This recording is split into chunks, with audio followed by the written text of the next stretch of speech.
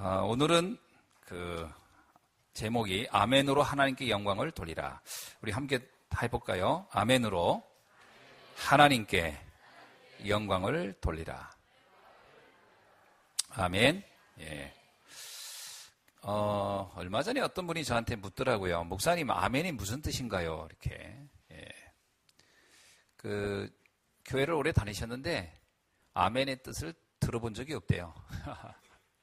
그래서 제가 간단하게 설명해 드렸습니다. 원래 아멘이란 말은 히브리어입니다. 히브리어고요. 그 뜻은 지지하다, 그리고 동의하다, 그리고 진실하다, 이런 뜻이 있습니다. 근데 개역 성경에는 히브리어 음역 그대로요. 그러니까 그 아멘 그대로, 그냥 발음 그대로를 그냥 씁니다. 아멘 이렇게. 그리고 똑같은 뜻인데, 이 아멘의 뜻인데 번역해 쓰는 단어가 하나 있습니다. 그게 뭐냐면 진실로라는 단어입니다. 그래서 성경에 보면 예수님께서 내가 진실로 진실로 너에게 이르노니 할 때 그 진실로가 사실 원래 아멘입니다. 아멘을 번역한 경우는 진실로로 했고, 번역을 안 하고 음역 그대로 쓴 건 그냥 아멘으로 썼습니다. 그러니까 예수님께서 진실로 진실로 너에게 이르노니, 그건 뭐라고 해야 돼요? 아멘, 아멘 너에게 이르노니, 이렇게 된 겁니다. 원래.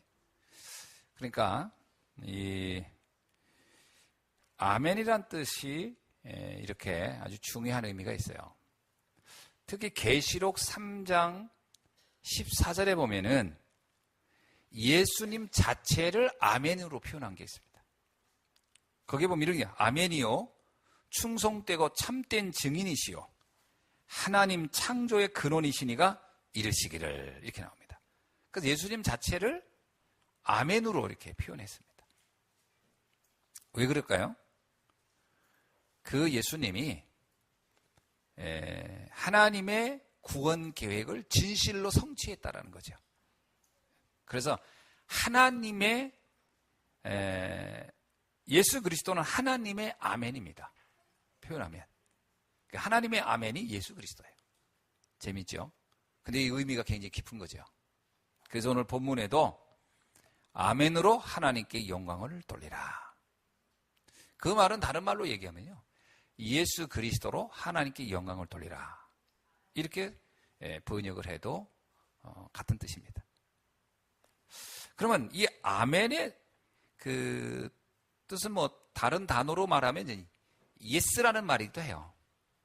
하나님의 예스. 그 반대는 이제 노겠죠, 노. 그래서 오늘 본문의 일구 중에 이런 거 있죠. 하나님에게는 예만 있지 아니오가 없다. 그리스도는 예지 아니오가 아니다. 근데 그것이 아멘이다, 이렇게 표현하고 있어요.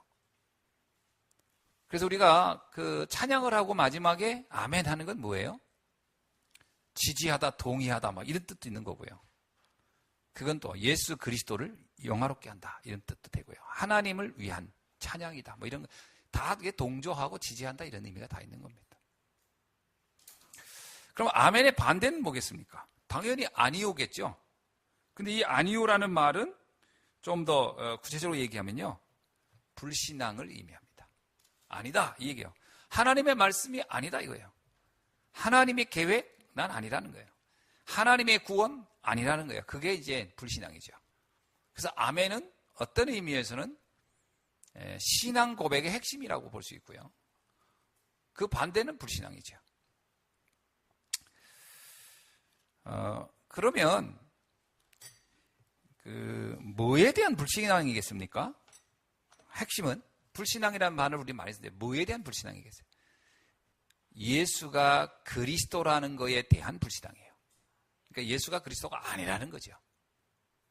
그게 불신앙의 핵심입니다. 내가 막 사람을 안 믿는다, 이 얘기를 하는 건 아니에요. 성경에는 사람을 안 믿는 거 이런 걸 불신앙이라고 표현하지 않고요. 하나님이 이 땅에 그리스도를 보냈는데 그 그리스도가 예수라는 거거든요. 그 말을 부인하는 것을 불신앙의 핵심으로 보는 겁니다. 자, 그 대표적인 사람들이 유대교회에 있는 바리새인들이었죠.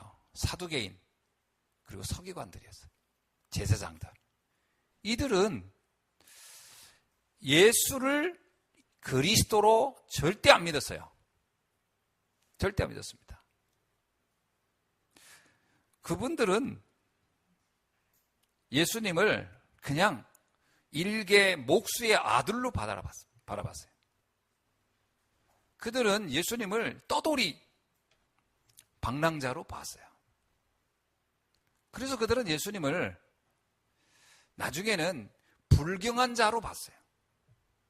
자신이 그리스도라고 하는 그 자체를 인정하지 않기 때문에 내가 그리스도다 이렇게 얘기하는 그 예수님을 볼 때 불경한 자로 여겼어요. 그래서 예수님을 십자가에다가 매달아 죽여버린 거예요. 불신앙이 어디 불신앙이었죠? 예수가 그리스도가 아니라는 거예요. 불신앙의 핵심은 여기에 있는 겁니다. 성도가 누구죠? 우리 성도를 뭐라고 해요? 크리스찬이라고 하는 겁니다. 크리스찬 뜻이 뭐예요? 예수를 그리스도로 믿는 사람이라는 뜻입니다. 교인은 많아요. 교회 다니는 교인은 많다니까. 지난 2000년 동안 교인은 넘치고 넘쳤어요. 그러나 크리스찬은 정말 소수였어요. 크리스찬을 찾아보기가 어렵다니까요. 오늘날에도 이건 뭐 제 착각인지 모르겠습니다만 저를 봤을 때 그래요. 저를 봤을 때. 저는 모태신앙이었고 지금 목사가 된 지가 벌써 27년이 넘어요. 근데 그리스도를 언제 알았냐? 라고 하면 그 안지가 20, 30년이 안 됩니다. 제가 산 날이 지금 50 중반을 넘어섰는데도 제가 그리스도를 이해했다라고 할 수 있는 나이는 한참 후예요. 교회를 그렇게 오래 다녔는데 신학을 하고 대학원을 다녔고 전도사를 하고 목회를 했는데 그리스도에 대해서는 잘 몰랐어요. 엄밀하게 말하면 그게 바로 불신앙입니다. 뭐 난 안 믿는다 외쳐서 불신앙이 아니고요. 교회 안에 불신앙자. 교회는 다니는데 안 믿어지는 거예요. 뭐가 안 믿어져요? 예수가 그리스도로 안 믿어지는 거예요. 안 믿어지면 어떤 문제가 옵니까? 자, 예수가 그리스도로 안 믿어지면 어떤 문제가 와요? 심각한 문제가 오는 거예요. 여러분, 교회를 다니는데 예수가 그리스도로 안 믿어지면 심각한 문제가 옵니다. 일단 첫째, 구원을 받을 수 없죠. 절대 구원 못 받죠. 두 번째 어떤 문제가 옵니까? 내 인생 문제가 늘 걱정일 수밖에 없어요. 왜? 예수가 그리스도로 믿어져야 하나님이 나의 아버지가 되는 거거든. 주인이 바뀌는 거예요, 그때. 주인이 안 바뀌는 거예요, 절대로. 예수님을 여러분 가나 혼인잔치 이야기 하잖아요. 예수님을 손님으로 맞아들일 수 있어. 귀인으로. 훌륭한 분으로 받아들일 수는 있으나 그리스도로 인정이 안 되면 그냥 훌륭한 분이야. 그냥 4대 성인 중에 하나야. 그렇게 믿는 사람이 지구상에 제가 보기에는 거의 다 할 거라고 봐요. 예수님은 4대 성인이라는 거예요. 그리스도가 아닙니다. 그건 훌륭한 사람이지. 그럼 그들은 자기 인생을 자기가 해결해야 돼요. 주인이 안 바뀐 거잖아요. 내 인생 주인이 나잖아요. 나. 그럼 내가 모든 걸 다 해야 돼요.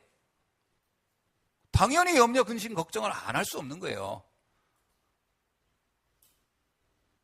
불신앙자는 자기를 믿는 겁니다. 정확히 말하면 자기를 믿는 거예요. 자기를 믿으니까 제 뜻대로 잘 될 때는 좋은데 인간은 반드시 한계가 오게 돼 있거든. 그때 이제 무너지는 거예요. 평소에는요. 잘 될 때도 사실 안정되지 못해요. 잘 될 때도 불안해요. 왜? 알거든요. 자기가 자기를. 내 한계를. 그러니까 이 한계가 언제 올 거라는 걸 알아요. 건강의 한계가 올 수 있어요. 어느 날 질병, 암이 예고하고 옵니까? 예고해도 못 막는 게. 사고, 예고가 됩니까? 환경의 변화, 예고가 됩니까? 지금 미국의 플로리다, 지금 허리케인 와가지고 난리 났어요. 그 사람들 전 재산 다 날리는 거예요, 그 사람들. 어떤 사람이 그러더래. 자동차 하나밖에 구한 게 없다. 평생을 모은 재산 다 날아가는 거예요. 내 뜻대로 되는 게 아닙니다. 50만이 피난을 가더라고요. 피난. 전쟁 같다고, 전쟁. 근데 그 태풍이 한번 싹 쓸고 지나가면 그게 며칠도 안 걸리는 거예요. 그 사이에 자기의 평생의 삶이 다 없어지는 거예요. 산다는 게 이렇게 애매한 겁니다. 애매한 거라니까. 제가 아는 목사님이, 뭐 누구라고 하면 다 알 거예요. 저기 철원에 계신 목사님인데 지난 겨울에 이제 뭐 굉장히 추웠잖아요. 그런데 그 교회가 3층에 있어요. 3층은 이게 상가인데 상가를 반은 이제 예배당으로 쓰고 반은 사택으로 썼는가 봐요. 근데 그 상가하고 그 반 거기에 이제 화장실이 있는데 밖에 화장실 옆에를 이제 보일러실로 해서 이렇게 쓴 거예요. 이 보일러실이 터진 거예요. 갑자기. 본인은 몰랐지. 그게 얼었다가 터졌는데 몰랐어요. 그게 녹을 때 자기가 외출하고 난 사이에 밤에 그 물이 엄청 쏟아진 거예요. 그래서 밑에 2층, 1층에 있는 태권도 도장 인테리어를 잘했는가 봐. 그 다음에 어린이집도 모든 기물들을 다 했는데 그게 물이 밤새 쏟아져가지고 그 사람들은 안 살고 이제 어디 거기 상가니까 목사님네 집은 이제 목사님은 저 방 건너에 이제 그 복도에 그 계단에 있는 거기 그 화장실에서 터진 거니까 알 수가 없었지. 그게 밤새 쏟아져가지고 밑에를 다 그냥 다. 목사님이 굉장히 형편이 그때 어려울 때인데요. 아침에 난리가 난 거예요. 이제 전화가 왔대요. 그 교회에 있지도 않았는데 급히 가봤더니 큰일 난 거예요. 뭐 막 다 그냥 난리가 난. 주인들이 그 주인들이 보상하라고 몇 천만 원씩 요구하는 거예요. 다. 왜 인테리어 싹 다시 해야 된다. 자기 그러더라고요. 야, 하루 전만 해도 요즘은 참 지낼만해. 그랬는데 하루 만에 이 돈을 어떻게 만들어? 갑자기 몇 천만 원이. 난리가 난 거지. 야, 인생이 이렇게 하루아침에 어려워질 수 있구나. 되게 난감하더래요. 그래서 나한테 전화 왔더라고. 그 내가 너네가 있으면 좀 도와주겠는데 내가 지금 그냥 기도할게 내가 그러고 말았어요. 뭐 어떻게 할 수가 없더라고. 근데 진짜 이게 우리 인생은요 하나님이 도와야 돼. 자기가 그 자녀가 장애가 있거든요. 그래서 뭘 이렇게 그 신청을 하는 중간에 뭘 했냐면 그 건물 보험을 든 게 있는 거예요. 매달 5,000원인가 3,000원인가 5,000원 나갔다더라고요. 근데 그거는 그냥 자동으로 빠져나가는 돈이라 신경도 안 쓴 거야. 근데 그 주인이 돈 달라고 하니까 일단 근심부터 걱정이 돼서 어떡하나 그랬는데 문득 그 생각이 나더래. 내가 그 건물 무슨 화재 무슨 사고 이 보험 든 게 있었는데 그게 혹시나 될라? 그러고서 연락을 했더니 보험회사에서 이렇게 얘기하더래요. 그건 건물주한테만 주는 거지 세입자한테는 안 주는 거다. 그게 본인이 그럼 난 세입자인데 왜 내 보험을 계약을 했냐? 그것도 본인도 석 달인가 냈대. 석 달. 그 회사에서 그러면 돌려주겠다 그 돈. 그래 봐야 3, 4만 원도 안 되는 거야. 나는 그럴 수 없다. 당신들이 계약을 다 했고 그다 다 사인을 했으니까 나는 솔직히 세입자 할지라도 그건 당신이 실수지. 나는 모르겠다. 그랬더니 이분들이 난감한 거죠. 그 보험회사에서 와서 한번 보겠다. 상황을 보겠다 하더래. 와서 보니까 진짜 상황이 안 좋거든. 그분들이 그러더래요. 정말 이 경우는 그냥 계약하고 우리가 잘못하니까 거기에 보상을 한 100만 원 이렇게 전달해드리면 그거로 끝이라는 거예요. 그쪽에서. 그러냐. 알았다. 뭐 그러면 어떡하겠냐 나는. 난 기도만 하겠다. 그리고서 그분들은 간 거예요. 정말 자기는 근심 걱정하는 거예요. 야, 그 100만 원만 통장에 넣어주고 그리고 해약해버리면 이건 아무것도 아니잖아요. 근데 놀라운 사실은 보험회사에서 몇 주 동안 연락이 없더니 연락이 왔어요. 다 보상해주겠다고. 그리고 나서 보상 다 하고 그 계약은 해지됐어요.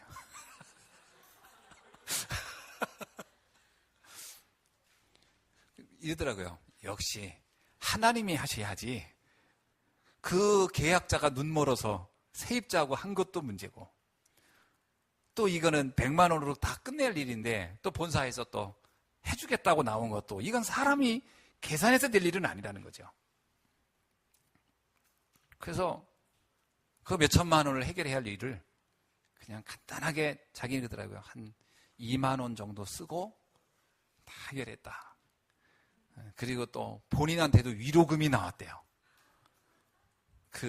그로 인해 얼마나 스트레스를 받으시냐고. 그래서 에어컨 그 보일러도 고치라고. 참 본인이 그러더라고요. 참 이런 걸 가지고 내가 감사하긴 좀 그렇긴 하지만 참 그래도 감사 안 하다고 할 수는 없는 것 같고 그러더라고요. 그러니까 인생이 내 계획대로 되는 게 아니에요. 하나님의 은혜대로 돼야지. 이건 작은 한 이 사건이지만 무슨 얘기냐면 하나님의 자녀, 이 예수가 그리스도라는 비밀을 알지 못한다는 것은 우리의 삶에 심각한 시한폭탄을 안고 사는 것 같은 거예요. 언제 터질지 모르는 불행과 재앙을 안고 사는 게 인생 아닙니까? 이걸 어떻게 우리가 막아갈 것이냐 하는 거예요. 노력으로요? 열심으로요? 성실해서요? 착해서요? 막아집니까? 여러분 그런 얘기 많이 하잖아요. 저 사람은 참 법 없이 살 사람인데 왜 저런 재앙이 저 집에 닥쳤냐고요. 그런 겁니다. 제가 이번에 어떤 분을 우연히 만나서 월요일부터 양육하기로 했는데 그 집 가보니까 신랑 착한 사람이에요. 내보니까 내가 갔는데도 반쪽이 중풍이 와가지고 못 쓰는데도 손님 왔다고 일어나가지고 그 침대에서 막 거의 내려와가지고 나를 맞이하는 거 보니까 참 사람 착하더라고요. 내 속으로 있어요. 참 착한데 재앙이 왔구나. 그 부인 내가 볼 때 참 예의가 발라요. 그런데 이미 관절이 문제 와가지고 걷지도 못해요. 수술한 지. 아들 잘생겼어요. 1m 85인가 6인가 고등학교 1학년인가 그렇다는데 잘생겼대. 오토바이 타다 사고 나가지고 지금 여기 뼈 여기 다 부러져가지고 수술하고 지금 그러고 있는 거예요. 왜 한 집안에 재앙이 이렇게 왔습니까? 내가 그랬어요. 야, 넌 진짜 멋지다. 야, 오토바이 다 타고. 난 그런 오토바이 타본 적도 없는데 그러면서 농담 삼아 했는데 어쨌든 그 친구가 아주 나하고 사이가 좋아져서 하루 만났는데 그래서 일단 앞으로 양육을 하기로 했습니다. 인간의 삶은 우리의 노력으로 막아질 수 있는 게 아니에요. 그래서 하나님의 자녀의 비밀을 반드시 회복해야 합니다. 이거 모르면 지금 당장 괜찮다고 괜찮은 게 아니라니까. 사람들 정말 거기 착각을 해요. 아유 목사님 저는요 살만해요. 그래서 저는 안 믿어도 될 것 같아요. 그래요. 그렇게 잘 살면 다행이지요. 문제는 본인도 모르는 재앙이 왔을 때 어떻게 할 겁니까? 초대교회 성도들이 왜 그들이 그 핍박 속에서도 마가다락방에 모였습니까? 그곳에 가면 분명히 어마어마한 불이익이 올 줄 알면서도 왜 갔습니까? 세상이 주는 그런 불이익으로 겪는 것보다 더 겪을 저주와 재앙의 문제를 해결한 비밀을 그들은 알았기 때문에 간 거예요. 그렇죠? 예수님도 그러잖아요. 집을 짓는 사람이 계산을 안 해보겠냐.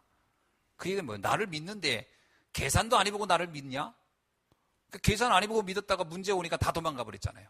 계산해봐야 되는 거예요.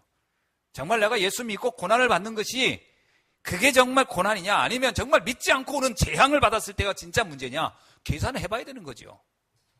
그리고 믿는 거 아닙니까? 그래서 예수님이 그러잖아요. 망대를 짓는 자가 계산을 안 해보고 짓겠냐. 다 계산하고 짓는데 나를 믿을 때도 계산해보고 믿어라. 나를 따라오는 게 저한테 피해다. 오지 말아라. 나를 믿는 게 너한테 손해다 그러면 올 거 없다. 그래 얘기해요. 그러나 나를 믿는 게 너희가 정말 이익이라고 한다면 오라는 거죠. 그러면서 나는 생명이다. 난 부활이요 생명이요. 살아도 살고 죽어도 무릇 믿는 자는 영원히 죽지 않고 살리라. 여러분, 영원한 생명을 주겠다는데 세상에 어떤 것이 그와 비교될 수 있겠습니까? 답을 알고 가야죠. 어떤 사람이 그러더라고요. 그냥 믿다 보면 은혜를 알겠죠. 아닙니다. 알고 가는 겁니다. 우리는 처음부터 답을 내고 가는 거지요. 여러분 서울 갈 때 어디로 간다, 어디가 갈 것이다 알고 가지고 대충 갑니까? 그냥 가면 그냥 어딘가 가겠지. 물론 우리나라 도로가 잘 돼가지고 부산 쪽으로 가도 언제 돌다 보면 서울 가겠지만 그렇게 가는 사람이 누가 있습니까? 알고 가는 거지. 알고 가는 거예요. 그냥 믿는 게 아닙니다. 알고 믿는 거지. 그러니까 가끔 그런 게 있죠. 목사님 전 왜 믿어야 될지 모르겠어요. 전 그거 당연하다고 생각합니다. 왜 믿어야 될지 모르겠다 하면요, 그냥 믿으라고 말 못하지요. 생각해봐야 됩니다. 왜 믿어야 하는지 고민해봐야 돼요. 그거 왜 믿어야 될지 모르면서 나오는 것만큼 바보가 어디 있어요. 공부도 마찬가지고 왜 공부하는지 모르고 공부하는 것만큼 세상에 바보가 어디 있어요. 해야 할 이유를 알고 해야 되는 거지. 무조건 하라고 합니까? 네, 어저께 어떤 분의 그 강의를 내가 들었는데 재미나대. 우리나라의 그 고등학교 졸업생 중에 대학, 4년제 대학을 가는 사람이 70%래요. 대학, 고등학교 졸업생, 인문계 고등학교 졸업생 중에 70%가 대학을 간대요. 그런데 더 재밌는 건요, 70% 가는 대학생들 중에 대학교를 졸업해서 그 대학교라는 라이센스로 직장을 구하고 생활하는 사람은 40%밖에 안 된대요. 그럼 60%는요, 대학을 안 다녀도 상관없는 직업을 갖는 거예요. 대학을 나와가지고 슈퍼마켓을 운영해. 그 사람은 대학교 자격증이 필요 없는 거잖아요. 대학 나와가지고 택시를 운전한다고 합시다. 그럼 사람은 대학을 안 나와도 되는 거죠. 그런데 60%의 사람들이 무조건 대학을 다닌다는 거예요. 아무런 이유 없이. 왜? 남들이 가니까. 그래서 4년의 대학을 4년 졸업할 때까지 들어간 비용을 계산했는데요, 평균적으로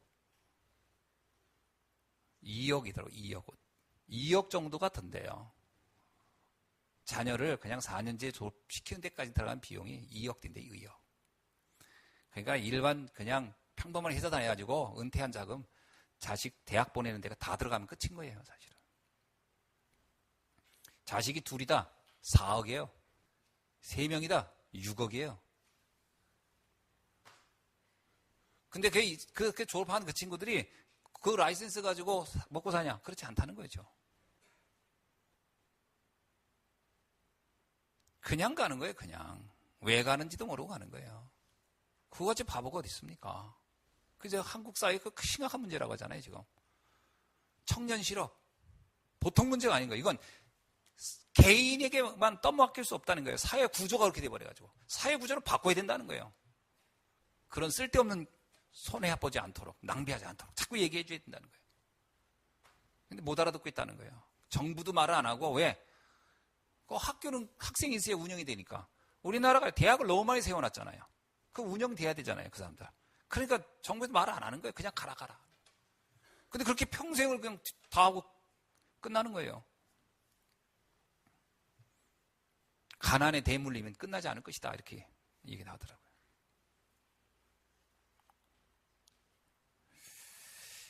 이 얘기는 나중에 더 많이 할 기회가 있겠습니다만, 이 시간은 하면은 1시간 내내 해야 되기 때문에 할 수 없습니다. 자, 초대교회 성도들은 알았어요. 왜 오직 예수 해야 하는지, 왜 오직 예수 그리스도를 믿어야 하는지 그들은 알고 간 거예요. 그들이 바보가 아닙니다. 마가다락방에 갈 때 그들이 바보여서 갑니까? 세상 물정 몰라서 갑니까? 세상이 어떻게 자기들한테 대하는 걸 몰라서 갔나요? 알고 간 거예요. 그러나 결코 그것이 자기들에게 손해가 아니라고 확신했어요. 어느 정도요? 내가 죽어도 손해가 아니다. 바울이 그러잖아요. 난 죽어도 상관없다. 이거를 위해서 내가 죽어도 난 기쁘게 죽을 수 있다. 그만큼 더 중요하고 더 가치 있는 것을 그들은 발견한 거예요. 자, 그래서 오늘 우리가 이 고린도 후서를 통해서 아멘의 신앙.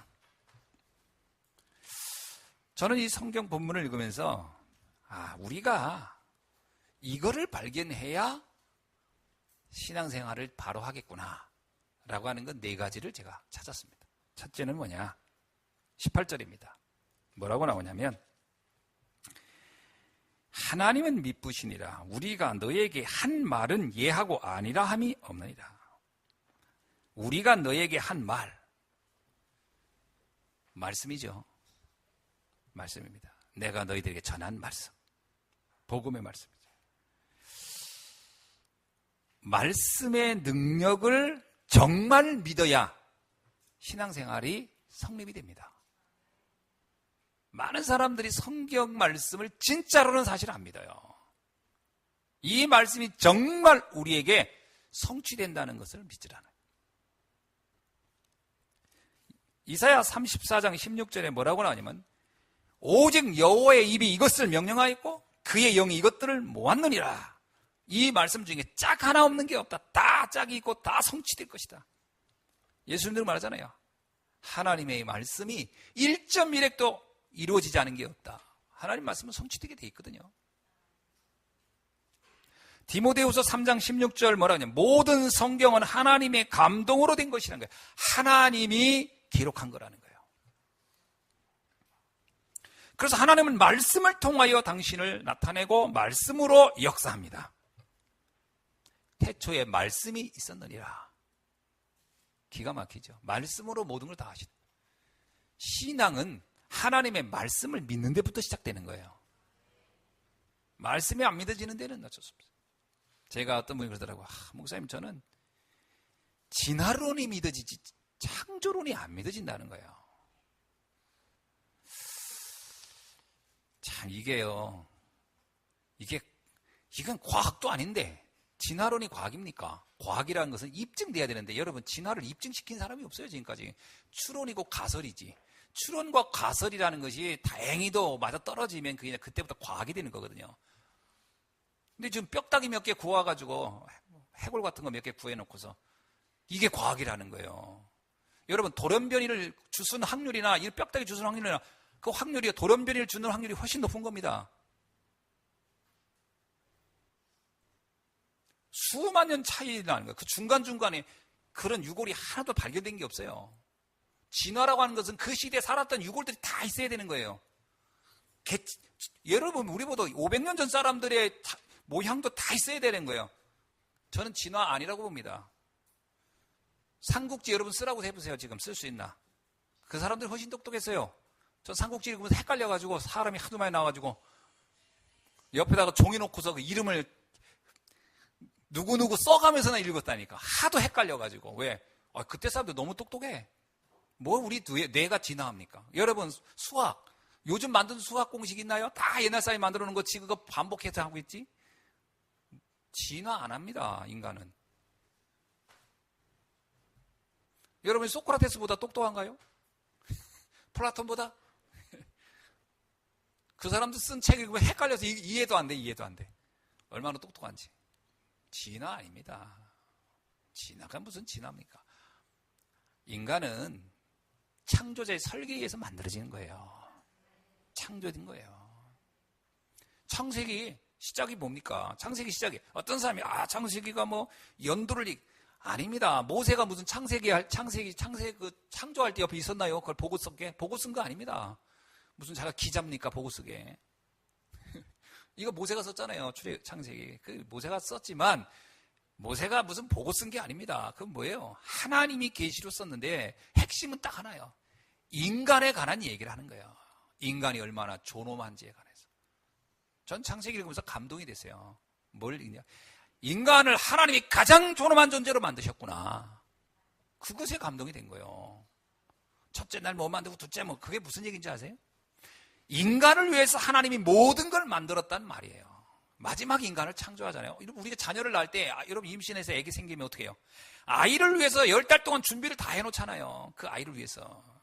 아이는 아직 나오지 않았지만 그 아이를 위해서 모든 걸 다 준비해놓고 그 아이가 딱 나타나는 거 아닙니까? 그 모든 걸 누릴 아이가. 창조는 그거예요. 이 땅의 모든 거는 인간을 위해서 하나님이 창조해 놓은 거예요. 얼마나 멋진 일입니까? 남녀 구분도 없어요. 똑같아요. 차별도 없다니까. 이건 상상할 수 없는 이야기예요. 말씀이 믿어져야 됩니다. 근데 이 말씀의 가장 큰 핵심이 뭔가요? 구원입니다. 인간을 구원하시는 하나님의 계획이에요. 왜 인간을 구원하려고? 인간은 이렇게 축복된 존재인데 인간의 삶이 완전히 붕괴되어 버렸다는 거예요.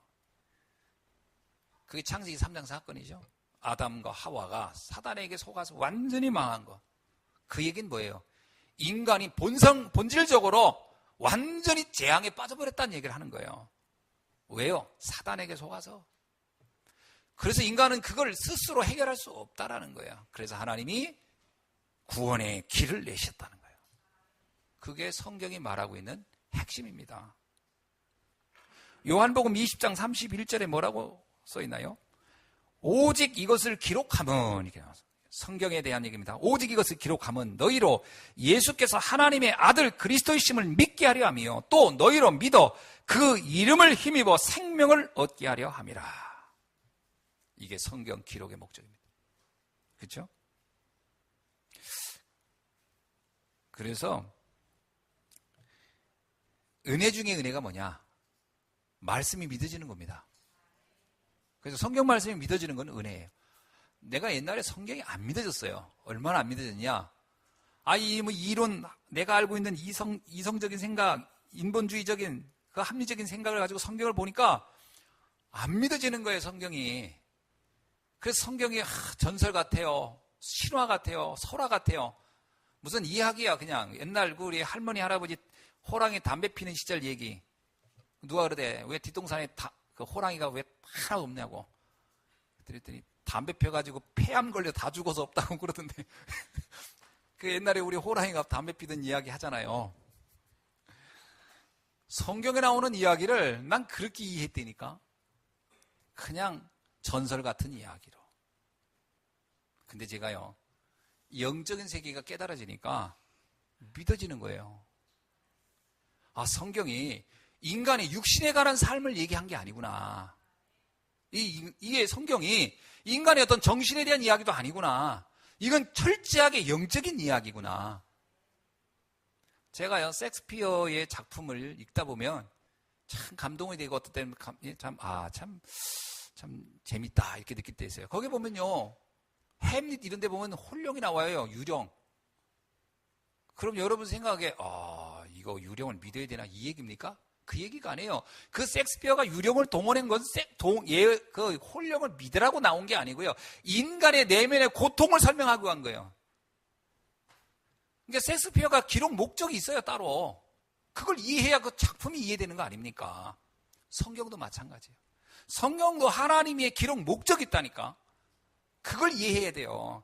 역사를 배우려고 성경을 읽는 사람은 가장 바보예요. 성경은 역사와 맞지 않습니다. 어떤 때는요, 하루의 사건을 막 7, 8장으로 쓴 게 있고요. 어떤 경우는 7년의 이야기를 한 줄로 쓴 것도 있어요. 그러니까 이게 역사를 기록한 게 아니에요. 역사 속에서 역사하신 하나님의 영적인 비밀을 설명하려는 거예요. 그거를 설명하는데 역사를 동원한 것뿐이지 역사 자체를 알리려는 게 아니에요. 여기서는 교훈도 아니에요. 이거 성경 가지고 착하고 바르게 산다. 여러분 잘 봐야 돼요. 성경을 교훈으로 보면 큰일 나요. 심한 이거 나오잖아요. 근친 상간하는 것도 나와요. 며느리가 시아버지하고 성관계하는 것도 나와요. 근데 그거를 하나님이 잘했다고 해요. 그런 사건들이 있다니까. 그걸 어떻게 거기서 교훈으로 배우냐고요. 교훈이 아니에요. 그 얘기는 영적인 세계를 설명하기 위해서 쓴 거예요. 인간이 인류의 도덕을 초월하고 그걸 넘어서는 어떤 비밀이 있다는 거예요. 그걸 깨닫지 못하면 성경은요, 큰일 나는 거예요. 성경책을. 그래서 함부로 해석하는 게 아니라는 거예요. 함부로란 얘기는 누구는 하고 누구는 안 하냐 이 얘기 아니라 육신적으로 정신적으로 해석하면 안 되는 거예요. 무슨 문학작품 보듯이 하면 안 되는 거예요. 인간의 영혼에 관한 이야기예요. 인간의 저주에 관한 얘기예요. 영원한 저주에 가는 것을 어떻게 거기서 헤어날 것이냐, 거기서 빠져나올 것이냐 이야기 아닙니까? 어떤 사람이 나한테 그러더라고요. 출애굽 사건이 진짜 역사적인 사건입니까 아닙니까? 그 자꾸 묻더라고요. 또 노아 방주가 진짜 있었을까요? 그래서 전 노아 방주 찾으러 다니는 사람이 질 바보고, 그 바보 멍청한 거예요. 노아가 진짜냐 아니냐를 말하는 게 아니에요. 인간이 전체 다 망해갈 때 언약 속에 있는 그 노아 하나를 통해서 역사의 시작이 새로 된다는 얘기를 하는 거예요. 그걸 방주 찾아서 뭐 할게요 지금? 그렇잖아요. 그 자꾸 그게 또 뭐 고고학적으로 뭐 이렇게 접근하니까 하는 거예요. 그 사람 바본 거예요. 그 사람. 성경은 그렇게 보는 게 아니거든요. 출애굽 사건도요, 이집트의 역사는 한 줄 기록되어 있어요. 한 줄. 히브리인들이 나갔다 이렇게요. 그게 무슨 얘기냐면 이집트의 거대한 역사 속에 히브리인들이 나간 거는 그 사람들이 한 줄 사건에 불과한 거예요. 왜? 그 수천 년의 역사 중에 얼마나 많은 일들이 있었겠어요. 하나님은 역사를 말하는 게 아니에요. 그 한 줄의 역사가 우리에게 말하려는 게 뭐냐를 말하는 거예요. 피 바르는 날, 그 400년의 저주가 단번에 끝난다. 그 말 하려는 거잖아요. 그리스도의 십자가의 보혈이야말로 인간이 그렇게 해결할 수 없는 저주를 단번에 끝낼 수 있는 비밀이 있는 것이다. 그걸 설명하려는 것이지 이스라엘 백성의 출애굽의 역사를 말하려는 게 아니라니까요. 그러니까 여러분이 성경을 잘못 보면은 자꾸 성경에서 오해하는 거예요. 뭐 성경이 맞네 안 맞네. 그렇게 말하는 사람들은 영적인 세계를 전혀 모르고 하는 거예요 지금. 인간의 이성으로는 해석이 안 되는 겁니다. 그러니까 말씀을요, 전 믿어져요. 왜? 인간의 이해하면 할수록 성경 말씀이 믿어져요. 아, 인간은 본질상 죄가 맞다. 본질상 저주받은 사람은 죄가 맞다. 그래서 그 누구도 제외 없이 다 인간은 재앙 속에 있구나. 우리의 힘으로 벗어날 수 없다. 사회 제도를 만들어도 벗어날 수 없고. 그래서 왕의 이야기를 잘 들어보세요. 열왕기 이야기가 뭐예요? 그 수많은 왕이 왔지만 인간의 문제 해결될 수 없다는 얘기하는 거예요. 선지자 얘기 많아요. 그 많은 선지자가 오지만 인간의 문제 해결이 안 된다는 얘기예요. 그 얘기는 뭐예요? 인간이 아무리 제도를 바꾸고 뭐 방법을 다 써도 안 된다는 얘기를 하고 있는 거예요. 참 왕 대신 그리스도가 와야 끝난다는 얘기를 하는 겁니다. 참 선지자 되시는 그리스도가 와야 하나님 만나는 거라는 거예요. 참 제사장 와야 우리의 저주가 죄가 끝난다는 거예요. 아무리 제사장이 백날 천날 양 잡고 소 잡아도 안 된다는 얘기예요. 히브리서 얘기하잖아요. 더 이상 잡을 필요가 없다.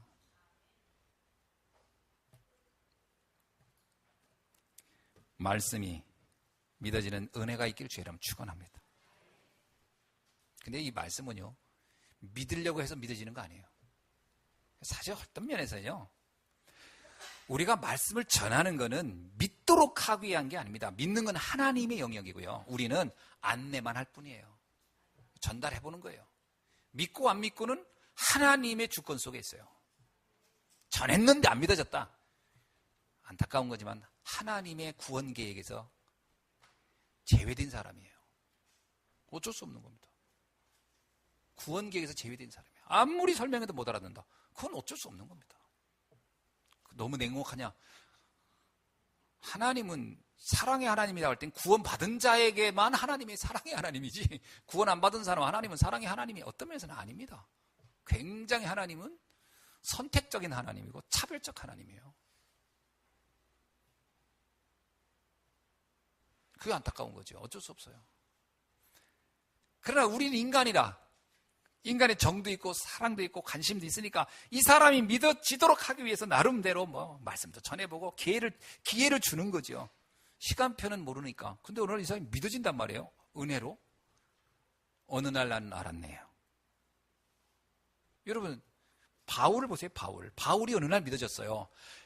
근데 바울이 그냥 믿어진 게 아니에요. 사람들이 그러더라고. 바울이 다메섹을 가다가 그냥 믿어졌다고. 아닙니다. 잘 성경을 읽어보세요. 바울이 스데반을 죽이려고 하는 그 자리에 스데반을 죽음을 당연한 거로 여겼고, 스데반을 죽이는 일에 가장 혁혁한 공을 세운 게 다윗입니다. 그 바울입니다. 바울이 죽인 거예요. 사실 스데반을 그렇게 기회를 잡아가지고. 근데 스데반을 잡을 때 바울이요, 스데반이 설교를 하도록 내비둬요. 끝까지 설교 다 하도록. 왜 그러냐? 이유가 있었어요. 설교를 다 하도록 내비둔 이유는 스데반 하나를 잡아 죽이는 게 목표가 아니고 그를 추종하는 사람들 다 찾아내야 되는 거예요. 그래서 바울은 스데반이 설교할 때 그 설교에 듣는 사람들의 반응을 본 겁니다. 사람들의 반응을. 지나가다 구경하고 듣는 사람도 있겠고, 무관심하게 듣는 사람도 있겠고, 속으로 욕하면서 듣는 사람도 있겠지만, 문제는 그 말에 동의하고 거기에 감동하는 인간도 있을 거라는 거죠. 다윗이 그걸 딱 바울이 봅니다. 그 중에 찾아냅니다. 아하, 저 인간들이 있구나, 이렇게. 근데 그들이 어디에 많이 사냐? 다메섹에 많이 사는 걸 확인한 거예요. 그래서 그가 살기가 등등하여 이렇게 나옵니다. 살기가 등이요. 교회를 진멸하려고 제사장에 찾아가서 내가 지난번에 스데반의 설교를 할 때 반응한 인간들을 다 찾아냈는데 그들이 다메섹에 산다. 그들을 오늘 잡으러 갈 테니 공문서를 달라. 공문서를 받고 가는 겁니다. 근데 더 재밌는 거예요. 근데 이 바울이 로마서에 보면 오호라 나는 곤고한 자로다. 누가 이 사망에서 나를 건져내랴. 이런 고백을 해요. 그게 뭐냐면 바울 자신은 그러면서 뭐냐면 나는 의를 행하고 싶은데 내 속사람은 의를 행하고 싶은데 지금 하고 있는 것은 악을 행하고 있다. 그 얘기를 고백합니다. 무슨 얘기인지 알았어요? 이 사람이 똑똑한 사람이 많이 배운 사람이에요. 사람을 죽이는 일이라는 게 과연 옳은 일이냐? 옳지 않은 일이에요. 그런데 지금 내가 그걸 안 할 수 있느냐? 나는 바리새인으로서 신앙인으로서 이런 자기 딜레마에 빠져 있는 거예요. 이게 옳은 일인 것 같은데 옳은 일이 아니고 안 하면 안 되고 또 해야 될 것 같고 이런 자기 인생의 딜레마에 빠진 게 바울이었어요. 그리고서 자기는 답이 없이 지금 사는 거예요. 열심히만. 이게 옳다라고 한 자기 확신과 신념을 가지고 그래서 나는 죽어가고 있다는 거예요. 그렇습니다.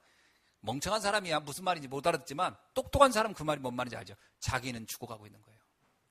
내가 삶이 아닌 거예요. 그런데 스데반의 이야기를 끝까지 들어봤단 말이에요. 이 사람은 바리새인 성경에 대해서 능통한 사람이에요. 스데반이 한 얘기를 들을 때 못 알아듣는 얘기를 들은 게 아니라 자기가 이미 다 알고 있는 얘기를 달리 해석을 다른 방법으로 좀 적용하는 겁니다. 그걸 들었을 때 속으로 있겠죠. 말도 안 되는 얘기하고 있네 이라고 들었겠지만 자기 인생에 깊은 고뇌를 가지고 있는 바울이 지금 다메섹을 향해서 그거 관련된 사람들을 잡으러 가는 거예요. 지금 여행하고 놀러 가는 과정이 아닙니다. 많은 생각을 했겠죠. 저 사람들은 왜 목숨을 걸고 이걸 믿을까? 왜 저들은 죽어갈 때 스데반은 저렇게 편안한 얼굴로 죽었을까? 저들은 도대체 나는 이렇게 옳다고 여기는 나는 괴로워 죽겠는 저들은 왜 죽으면서도 이렇게 행복할까? 뭘까? 질문을 안 하실 리가 없어요. 바보가 아니라 깨달은 거예요. 그렇다. 성경이 말하는 그 그리스도가 예수가 맞구나. 깨달은 거죠. 그 깨달음의 배경은 말씀입니다. 스데반의 말씀을 들을 수 있었던 거죠. 본의 아니게 들은 거지. 다른 의도로 들은 거죠. 다른 목적. 그래도 들은 거예요. 여러분, 옆에 내 가장 가까운 사람들이 말씀 듣기 싫다고 해서 안 들려주는 것보다 그래도 억지로도 들려주는 게 훨씬 나을 거래요. 나을 겁니다. 왜? 그 말씀이 들어가야 생각을 하거든요. 생각이라고 하는 거예요. 아, 그럴 수도 있나? 이렇게. 어느 날 자기 인생에 한계가 오면 들었던 말씀이 떠오르게 돼야 돼요. 한 번도 들어보지 못한 사람은 떠오를 것도 없어요. 떠오를 게 뭐가 있어요? 들어본 적이 없는데. 그래서 문제가 오는 거예요. 듣게 해줘야 됩니다. 특히 랩런트들은요, 난 랩런트들의 말씀은 동의 안 하고 듣게 해줘야 돼요. 듣고 싶으냐? 그럼 들어라. 듣기 싫으냐? 듣지 마. 이건 말이 안 돼요. 그래서 신명기 6장에 보면 이스라엘 백성들은 자녀들에게 아이들에게 집에 있든지 길을 걷든지 자든지 일어나든지 계속 들려주라는 거예요. 메시지를. 들려주라는 거예요. 각인시켜버리라는 거예요. 그래서 어느 날 어른이 됐을 때 깨닫게 될 거라는 거예요. 아, 그래서 그 말씀이 이렇게 된 거구나. 안 들으면 못 알아들었습니다. 그래서 제가 이러잖아요. 교회 와서 졸더라도 교회에서 졸으라고. 와야 됩니다. 말씀 있는 곳에 와야 이게 축복이에요. 그러다 보면 어느 날 믿겠죠. 그건 하나님의 은혜로. 그래서 제가 생각에 말씀이 선포되는 현장에 있는 것 자체가 은혜 중에 은혜다. 특히 바울 같은 사람도 자기가 죽이려고 하는 사람을 통해서라도 메시지를 강제로도 들었던 것이 바울의 인생에 대역사가 일어난 것처럼 그 현장에 있다는 것 자체가 은혜 중에 은혜라고 저는 확신합니다. 그러니까 오늘 이 자리에 있는 여러분은 큰 은혜를 받은 겁니다. 아멘. 혹 강제로 끌려왔다 하더라도 은혜인 거예요. 혹 협박해서 왔더라도 은혜인 거예요. 바울을 생각하세요. 정말 듣기 싫은 거 억지로 들었는데 그 인생에 완전히 대변화가 일어났어요. 19절입니다. 그래서 말씀만 이해를 하는 거예요. 말씀만. 이해되시죠? 말씀 듣는 게 얼마나 중요한지. 두 번째 19절입니다. 우리 곧 나와 실로아노와 디모데로 말미암아 너희 가운데 전파된 하나님의 아들 예수 그리스도는 예하고 아니라 함이 되지 아니하였으니 그에게만 예만 되었느니라. 아멘. 하나님의 아들 예수 그리스도입니다. 이것이 신앙의 핵심입니다. 그죠? 예수가 그리스도로 믿어지는 것은요, 어마어마한 비밀이 아닙니까? 왜 예수가 그리스도입니까? 그 유대인들은 수천 년 동안 또 수백 년 동안 그리스도를 기다렸어요. 대망했어요. 그리스도가 오기를. 그래서 구약 성경은 오실 그리스도 아닙니까? 메시아를 기다린 거예요. 여러분 나오잖아요. 그 복음서에도 그 노인 한나가 평생을 그리스도를 대망했다고. 그리스도를 대망하는 겁니다. 유대인들은 원래 그리스도를 대망해요. 그리스도가 오기를. 그러나 그들이 생각한 그리스도는 뭐냐면 자신들의 눈에 보이는 문제를 해결해 줄 영웅 같은 그리스도상이었어요. 그래서 그들은 그리스도를 성경이 말하는 그리스도가 아니라 자기들이 생각하는 그리스도관을 그려놓고 있었어요. 이런 그리스도가 와야 돼. 그러면 그 그리스도는 내가 생각하기에 무슨 뭐 전쟁 영웅이든지 무슨 뭐 어마어마한 권력과 힘을 가진 사람이든지 뭔가 있었겠죠. 그런 사람을 기다렸어요. 그런데 어느 날 나사렛 출신이면서 갈릴리 지방의 나사렛 동네 출신인 목수의 아들이 내가 예수다, 내가 그리스도다 하니까 이 유대인들이 보기에는 말 같지 않은 거예요. 그래서 그들은 그리스도가 오기를 기대했으면서도 진짜 그리스도가 온 날 진짜 왔지만 믿어지지 않았던 거예요. 성경에 이렇게 얘기합니다. 요한복음 1장 11절. 자기 땅에 오매 자기 백성이 영접하지 아니하였으니. 아무도 영접하지 않았어요. 예수님의 제자 12명이라는 것은 거의 극소수인 거고 나머지는 아무도 받아들이지 않았어요. 저는 오늘날 똑같다고 봅니다. 오늘날 예수 그리스도를 안 믿는 사람이 많은 게 정상이에요. 예수 그리스도를 믿는 사람이 많은 게 정상이에요? 안 믿는 게 정상일까요? 저는 많은 사람이 안 믿을 거라고 봅니다. 왜? 자기만의 동기를 가지고 예수를 믿는 거예요. 어떻게 형태요? 마태복음 16장에 나오는 거예요. 이제. 세례 요한같이, 엘리야같이. 마태복음 16장 14절부터 20절에 보면 그런 나오잖아요. 예수님을 따라오는 사람들도 예수를 따라가면서도 자기들이 생각한 그리스도상을 못 버려요. 세례 요한같이 사회적인 정의를 실현하는 사람이 아닐까? 그리야 난 그리스도라고 인정해. 어려운 사람을 돕는 박애 정신이 투철한 사람이야 되지. 그래서 예수님이 어려운 사람 돕는 거 할 때는 감동이 되는데 나를 먹어라 내가 생명이다 이 얘기는 감동이 전혀 안 오는 거예요. 왜? 자기들이 그린 그리스도상에 맞아야 돼. 세례 요한같이 느낀 사람은 예수님은 막 사회 정의를 하고 막 이래야 믿어지는 거예요. 근데 그거 할 때는 막 예? 여러분 아시잖아요. 막 그 성전을 막 뒤집어 엎고 막 이럴 때는 와 그리스도 같아. 그런데 고난당하는 종 십자가를 지고 가는 거 보면 이건 그리스도가 아닌 것 같아. 이렇게 헷갈리는 거예요 사람들이. 내가 생각한 그리스도상이 다 있단 말이에요. 에레미야 눈물의 선자 어려운 사람 보면 막 울어주고 막 이래야 이게 그리스도상인 줄 안단 말이죠.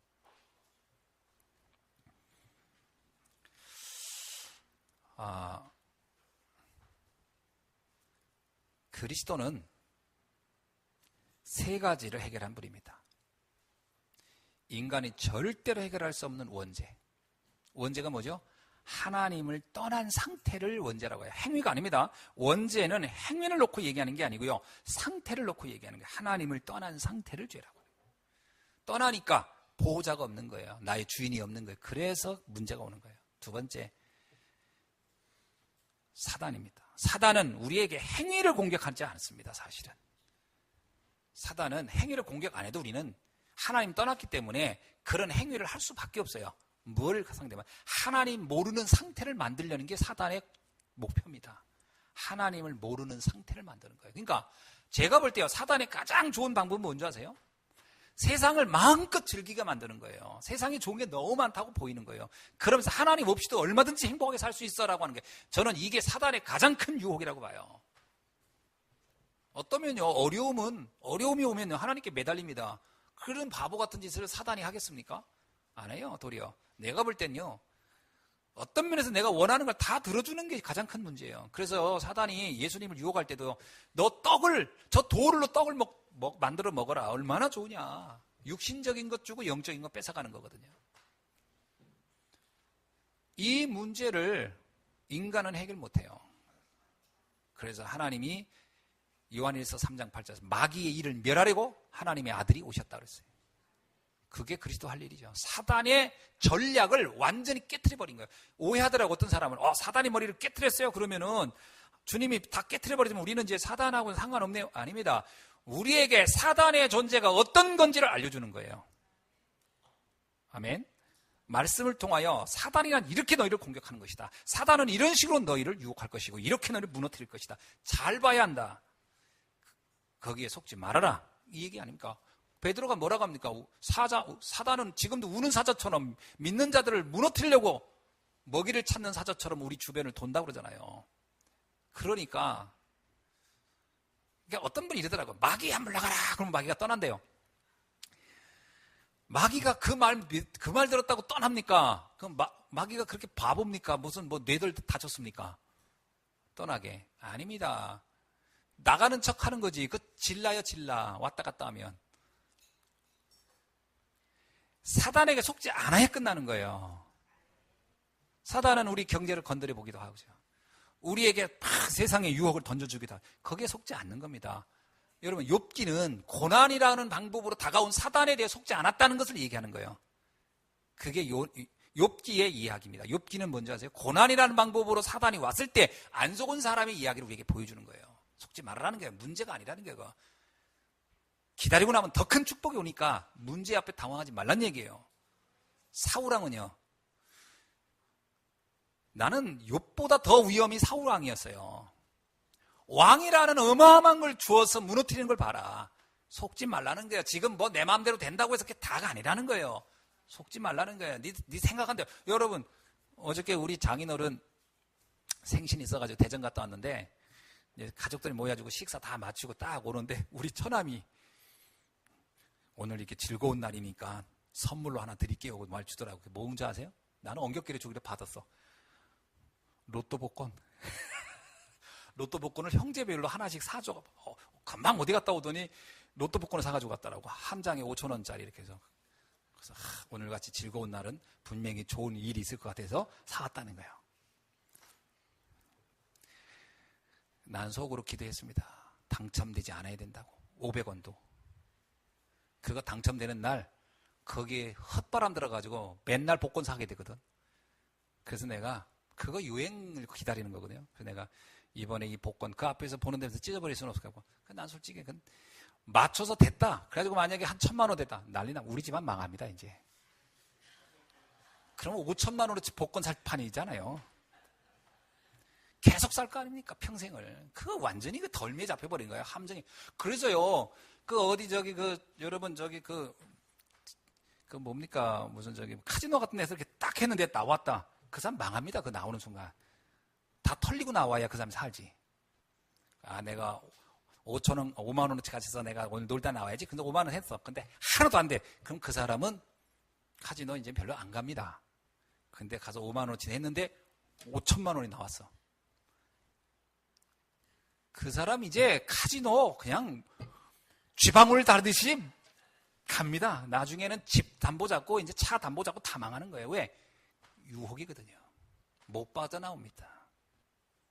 그걸 말해주는 게 성경이. 속지 말라는 거예요. 허망한 데 꿈이 있지 않고 허망한 데 축복이 있지 않다는 거예요. 여러분 지금 생활이 어렵습니까? 그 어려운 중에 조금씩 쪼개서 헌금도 하고 쪼개서 생활도 하고 쪼개서 아이들 키우고, 그게 축복입니다.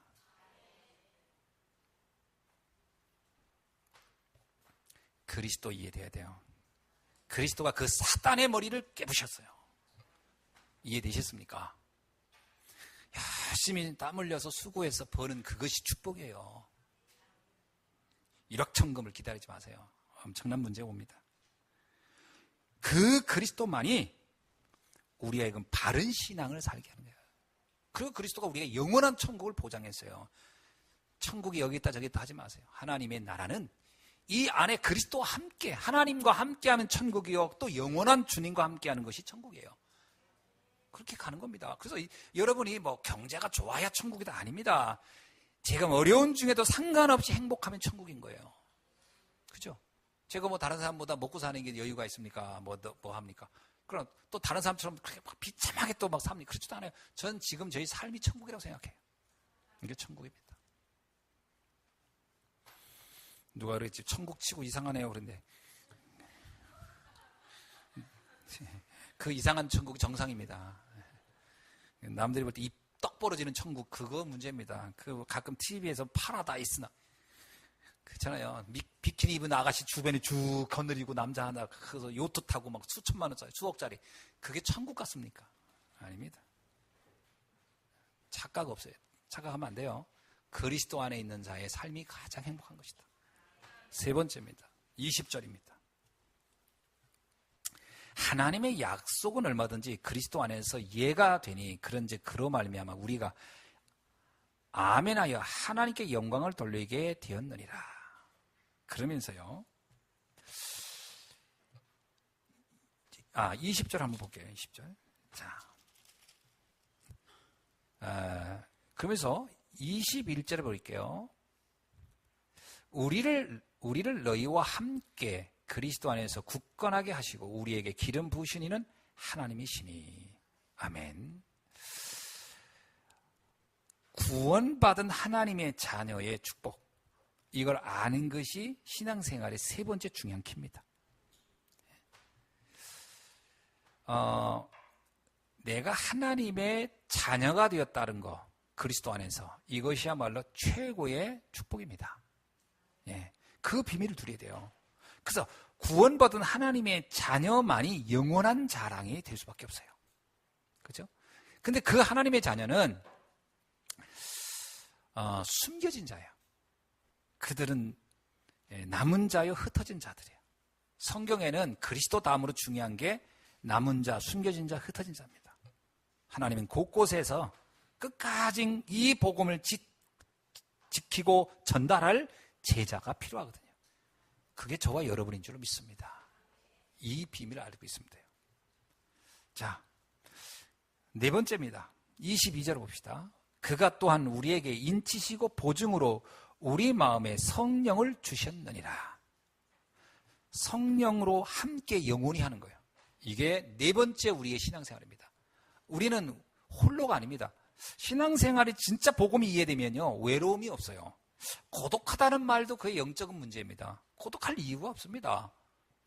전 옛날에는요, 제가 복음 잘 모를 때는 사람들하고 자꾸 모이기를 참 좋아했어요. 그리고 일부러 혼자 있는 거 싫더라고. 자꾸 전화하고 만나고, 그 만나가지고 정말 쓸데없는 말, 시시콜콜한 얘기 했는데 그렇게. 근데 희한하게 하고 나면 허전해요. 하루 종일 뭘 떠들었는데. 그러니까 나중에는 계속 있는 프로그램을 만들게 되더라고요. 같이 있고 싶은 거예요. 왜? 혼자가 너무 외로운 거예요. 여러분, 혼자가 외롭다고 하는 것은 정상이 아닙니다. 하나님과 함께하면 됩니다. 그러면 그것이 감옥이라도 그건 천국이에요. 노예라도 그것은 천국이 됩니다. 그러나 하나님과 함께가 안 되면요, 군중 속에 있어도 고독한 거예요. 수많은 사람 속에 있어도 나는 외로운 거예요. 그 사람과의 만남이 잠깐, 그야말로 여러분 그거 있잖아요. 어린아이들 집에 나가가지고 애들 한참 놀다가 각자 다 자기 집으로 돌아가는 날이 있듯이 우리가 이렇게 다 혼자 될 때가 있습니다. 그때 감당 못합니다. 외로움을 못 견딘단 말이에요. 그러니까 사람들이 자꾸 같이 다니려고 하거든요. 하나님과 함께 해야 돼요. 그래야 끝난 겁니다. 사람에게 자꾸 의지하고 사람이 옆에 있어야 되고 그렇다는 것 자체는 영적인 부분에 치유가 덜 된 거예요. 하나님으로 충분해야 됩니다. 그런 내가, 전혀 외롭지 않은 내가 사람을 만나는 거예요. 그러면 그 외로운 사람을 도와줘야 되는 거예요. 내 외로움을 해결하려고 만나지 말고요, 외로워하는 사람의 문제를 해결해 주려고 여러분이 만나기를 주의 이름으로 축원합니다. 성령이 나와 함께 하니까 아무 상관. 보혜사가 뭡니까? 보호하고 지키시고 동행하는 자라는 뜻이에요. 주의 영이 나와 이렇게 한다는 거예요. 자, 성경에 나오는 요셉, 모세, 사무엘, 다윗, 엘리사, 이사야, 디모데, 이 사람들 가만히 보세요. 다 외로울 수밖에 없는 환경에 있던 사람들인데 그 외로움을 외로움으로 느끼지 않았어요. 그 외로움을 하나님과 함께하는 축복으로 다 바꾼 사람들이에요. 목동에 있던 모세, 아니 다윗 보세요. 여호와는 나의 목자시니 내 부족하면 내 혼자 사망의 골짜기를 갈지라도 난 외롭지도 않고 괴롭지도 않고 죽음에 두렵지도 않다. 하나님이 나와 함께하기 때문에 그래야 되는 겁니다. 그 혼자가 견디지 못하면 큰일 나요. 사람 자꾸 불러들이고 자꾸 만나고 그러거든요. 힘 안 납니다. 그래가지고는 살리는 일 못해요. 그래서 랩런트들 해외 보낼 때도 혼자 얼마든지 행복할 수 있는 상태가 돼서 보내야 돼요. 그래야 가서 무슨 향수병인 이런 게 없는 겁니다. 그 향수병 걸려보세요. 그거 감당 못 합니다. 그 요셉이 향수병 걸렸다고 나오던가요? 애국 봐가지고. 감옥에 가서 향수병 걸렸나요? 아니에요. 그런 거 없습니다. 홀로 행복할 수 있어요. 얼마든지. 언제요? 성령이 나와 함께 나의 인생을 이끌어가는 겁니다. 아멘. 예, 상관없습니다. 저 옛날에 제가 굉장히 외로움 많이 탔어요. 가을 이렇게 되면 그 낙엽지는 어딘가 가고 싶었어요. 바바리 콧도 탁 세우고. 그게 다 영적 문제예요, 사실은. 그 잘못하면 이제 방랑자 되는 거잖아요. 세계 복음화의 실제적인 방법이 뭐냐? 성령의 역사입니다. 사람들의 마음을 변화시키는 건 성령이 하시는 거예요. 예수님이 가장 보증된 선물이 뭐냐? 성령입니다. 이 성령 안에 우리는 세상이 줄 수 없는 힘을 얻게 되는 거죠. 예수님이 막 네 가슴에서 생수의 강이 흘러나리라. 영력, 지력, 체력, 경제력, 인력이라고 하는 것은 하나님 안에서 오는 힘을 말하는 겁니다. 그 사람이 사람을 만나보세요. 얼마나 거기에 큰 힘이 나겠습니까? 근데 외로운 사람이 사람 만나잖아요. 그럼 외로움을 자꾸 전달해요. 그러니까 자꾸 사람이 서로 외로운 사람께, 그래서 자살도 같이 하더라고. 혼자도 안 하고. 외롭지 않아야 됩니다. 하나님으로 행복해야 돼요. 아멘. 자, 말씀을 맺습니다. 오늘부터 세 가지를 여러분이 꼭 기억하십시오. 오늘 나에게 주신 말씀. 그거를 여러분 기억하세요. 오늘 내게 주는 말씀입니다. 어제 들은 말씀이 오늘 또 들으죠? 그러면 오늘은 새로운 말씀이에요. 왜일까요? 내 삶이 어제와 달라졌으니까.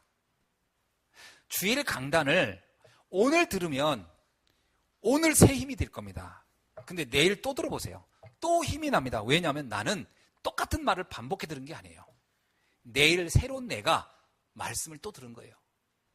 밥을 보세요. 매일 똑같은 밥 먹는데 밥 먹는다고 지루합니까? 아니에요. 이상하게 저는요. 똑같은 반찬인데 배고플 때 먹으면 늘 꿀맛이야. 왜? 내 몸은 새로워진 거예요. 어제 내가 아니고 오늘 나이고 내일은 또 다른 나예요. 매일 말씀, 오늘의 말씀을 여러분이 놓치면 안 됩니다. 기도. 하루에 5분이라도 가장 행복한 시간을 꼭 가지셔야 돼요. 제가 이 말을 누누이 합니다.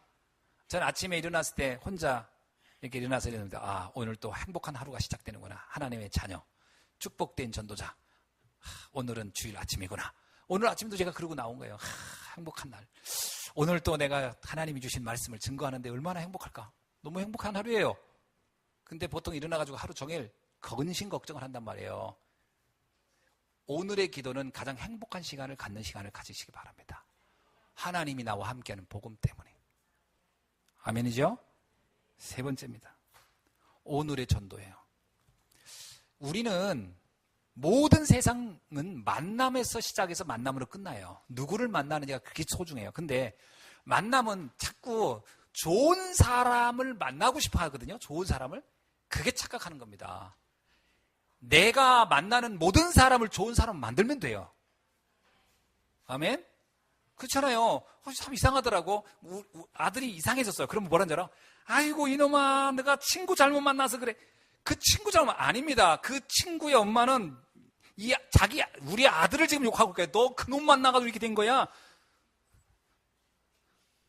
지 아들은 늘 옳았대. 쟤 때문에 이렇게 됐대요. 아닙니다.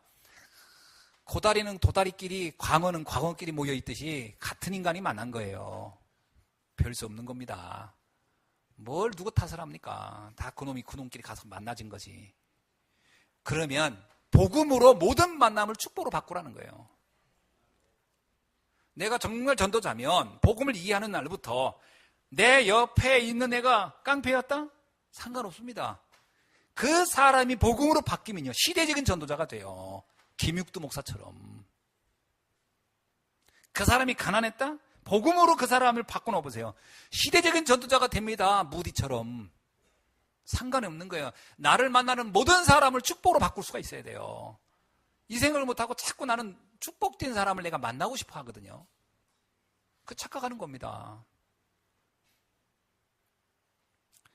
그런 사람은 기다리고 있지 않아요. 여러분이 모든 사람을 축복으로 바꿔놓을 때 어느 날 알 겁니다. 내 주변엔 참 훌륭한 사람이 다 있구나. 아멘? 그렇게 가는 거예요. 잊지 마세요. 절대로. 이 응답이 여러분에게 전도라는 비밀을 가지고 그렇게 하나님은 이끌어 가실 겁니다. 그 축복을 누리길 주의 이름으로 축원합니다. 기도하겠습니다. 하나님 감사합니다. 오늘 또 주신 말씀을 통하여 우리가 다시 한번 이번 한 주간 승리하는 날이 되게 하시고 내 인생의 가장 축복된 길을 걸어가는 전도자의 삶이 되게 하옵소서. 그리스도이신 예수님의 이름으로 기도하옵나이다. 아멘.